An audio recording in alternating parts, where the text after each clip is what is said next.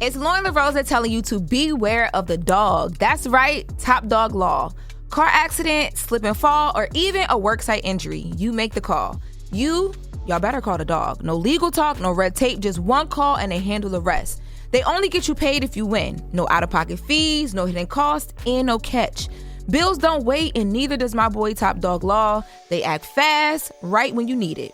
Now don't wait. Call Top Dog Law for a free case review. Call now or check them out on Instagram at Top Dog Law. Y'all can also hit them up at topdoglaw.com. Any accident, big or small, you make the call. Y'all, call Top Dog Law. That's Top Dog Law.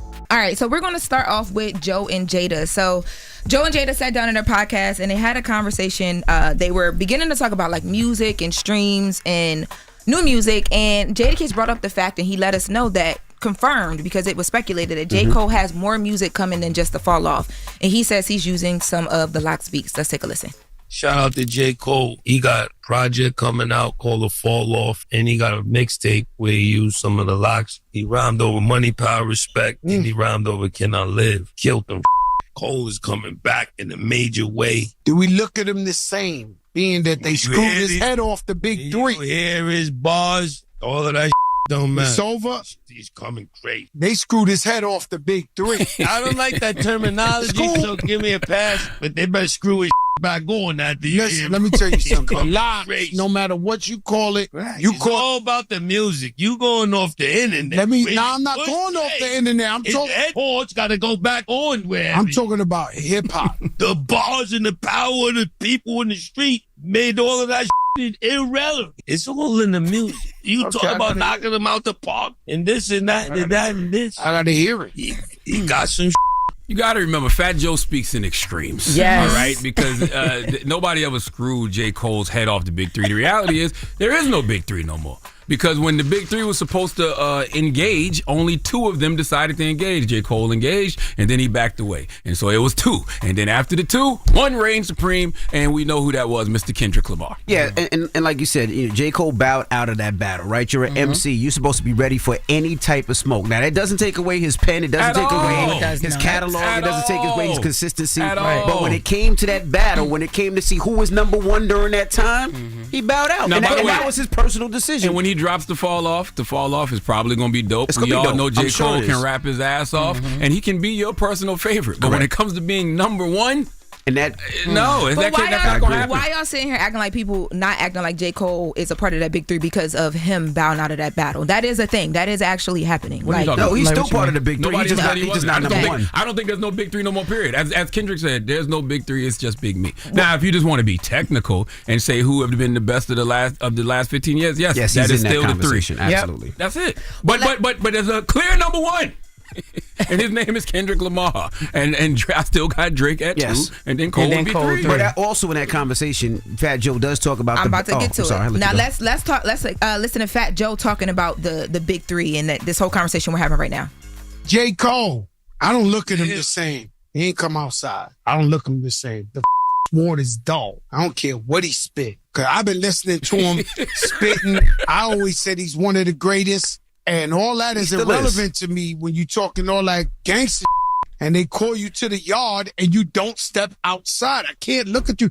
That's like you seeing the dude who they always told you, and you always thought he was tough. And you see some other kingpin, some smack his cheek off and then my bag and walk off. I don't give a if you lose. I never forget. Big up J. Cole, the whole crew, North Carolina and all that, but he caught stage fright.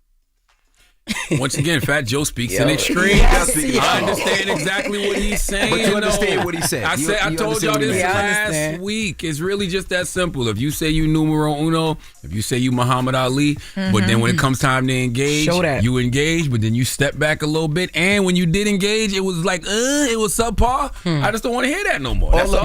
That's why I keep saying I want to know what the fall off's going to be about. All the biggest MCs and lyricists, when it came for smoke, they were ready for smoke. Whether you can go back from Nas to Hove, you can go to any of those rappers that you just named, Jadakiss, Fat Joe, they all with the smoke. Yeah. And we're acting like era of rappers. And we're acting this like is the more healed era of rappers. No, it's not. Go Southern, you can go T.I. Them three. No, it's not. J. Cole said that. Jeezy, what's healed about Kendrick? J. Kendrick Cole with the hell on Drake. But J. Cole said it doesn't sit right in his spirit. But that's Cole. Right. Well, JCole also he sat down for his first interview since giving us a look into the fall off, and he sat down with journalist Tim Hotep Aku, and we got a little snippet of that and talks about just the making of Diss 2 Track 2. Let's take a listen. I remember writing songs. I remember those like how people remember like scoring game-winning touchdowns. Mm-hmm. That was so much time spent downstairs in my crib in the studio while the kids are at school, sitting in one spot, like putting a puzzle together. So enjoyable to challenge myself. When I got to that second line, I didn't even know what it was going to be until I said, I persevered through the worst. My thirst to adhere is a curse. My life, I see it in reverse. My life, I see it in reverse. Okay. And at that moment, I get scared. I get excited and scared simultaneously. Mm-hmm. I get excited because I go, what if you could do this whole rhyme about your life story in reverse? I'm setting rules. You can't cheat. You got to keep persevered through the worst. You got to keep 4 syllables minimum. What if? And I get excited because I'm like, oh, that'd be so amazing. But then the fear comes to like, almost a voice of like, don't even try it.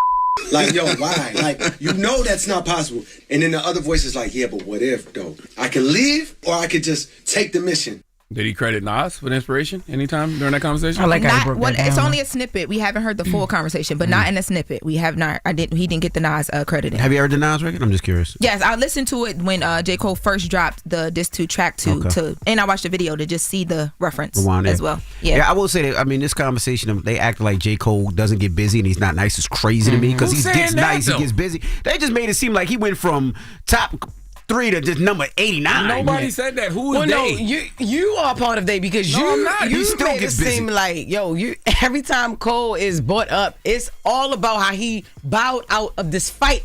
It's not about the fight. No, I'm going to say this for the last time because I don't know why y'all like to misconstrue what I said. I know they're not. We're not going to listen. All I simply said was, I want to know what the fall off is going to be about. Because if you spent the last few years telling everybody you numero uno and you Muhammad Ali and you want it with everybody, clearly the fall off is not going to be about him competing to be number 1 no more because when he had the opportunity to engage, he took a step back. So what is it going to be about? I'm interested to hear.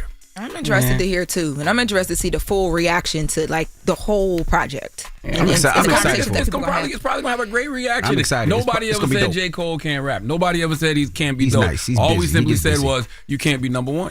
Cause you bad. Y'all know I saw Cameron posted a letter to Dame. You know how he drops his like bars before they go back into the season or episodes. Gotta take a listen. He's not backing out. Being very honest, he talk about trying to save Dame from debt and a bunch of other things. Yeah, all right. Premieres later on their show. All right. Well, that is the latest with Loren. Woke up. Wake you up. Wake that ass up. Program your alarm to Power 105.1 on iHeartRadio.